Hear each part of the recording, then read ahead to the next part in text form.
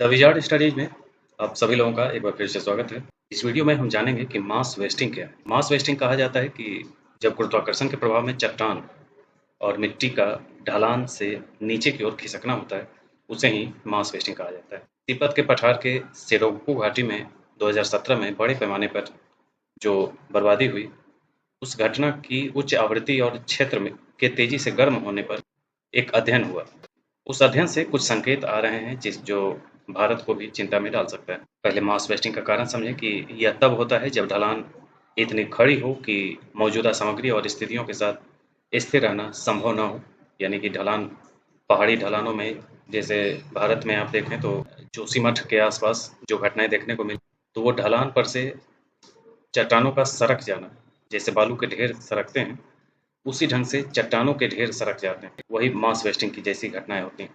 ढलान की स्थिरता दो कारकों पर निर्भर करती है: ढलान का कोण और संचित सामग्री की कतरनी शक्ति, यानी कि किस सामग्री से वो बना है और उसके ढाल कितने तेज हैं। बड़े पैमाने पर जो होने वाली विनाश की घटनाएं हैं, उन परिवर्तनों के कारण होती है जो ढलान के कोण को बढ़ा देते हैं और ढलान की स्थिरता को कमजोर कर देते हैं।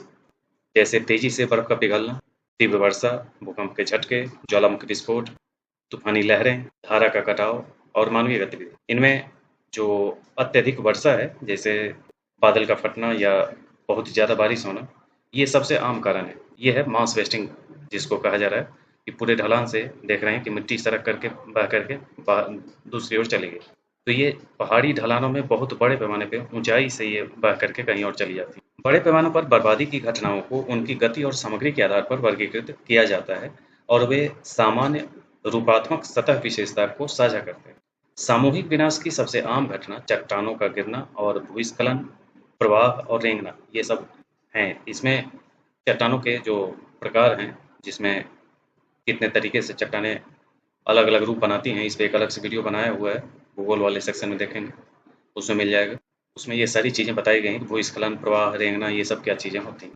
भूवैज्ञानिक दृष्टि से भूस्खलन बड़े पैमाने पर होने वाले विनाश के लिए एक सामान्य शब्द है, जिसमें तेजी से बहने वाली भूगर्भिक सामग्री शामिल होती है। बड़े पैमाने पर होने वाली बर्बादी के दौरान आमतौर पर ढीली सामग्री और ऊपर की मिट्टी खिसकती है।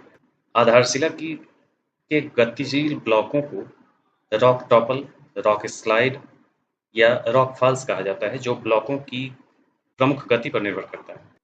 सामान्यतः तरल पदार्थ की गतिविधियों को प्रवाह कहते हैं। बड़े पैमाने पर बर्बादी के दौरान होने वाली गतिविधि धीमी और तेज हो सकती है।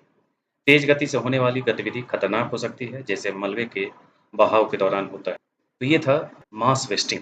मास वेस्टिंग की घटनाएं बढ़ी हुई हैं, आपको ये ध्यान में रखना चाहिए। एग्जाम के पॉइंट ऑफ व्यू से आप देखें तो इसमें किन किन कारणों से मास वेस्टिंग हो सकती है, इसको आपको याद रखना चाहिए, और मास वेस्टिंग क्या होता है, इसे आपको याद रखना चाहिए। ये था आज का मास वेस्टिंग। इसी ढंग के अन्य अपडेट्स के साथ हम फिर मिलेंगे। आज के लिए इतना ही। धन्यवाद।